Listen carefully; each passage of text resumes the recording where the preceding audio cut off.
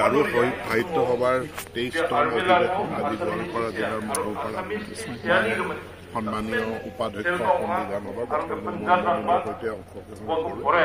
আমাৰ Garo medium class 8লৈকে আমাৰ অসমত চলি আছে। লোৱাৰ প্ৰাইমেৰী আৰু আপাৰ প্ৰাইমেৰী মিডিয়ামত আমাৰ গাৰো মিডিয়াম চলি আছে। গতিকে গাৰো মিডিয়ামৰ বিদ্যালয়সমূহক শক্তিশালী কৰাৰ প্ৰয়োজনীয়তা আছে।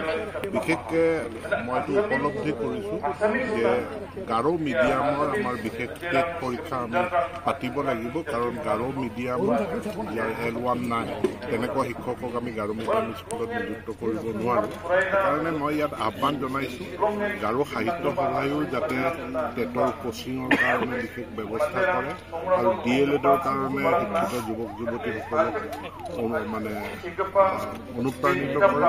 এইটো 4 year ইণ্টিগ্ৰেটেড BEd আহিছে, এইটো পঢ়িবৰ কাৰণেও যাতে ছাত্ৰ ছাত্ৰীক অনুপ্ৰাণিত কৰে।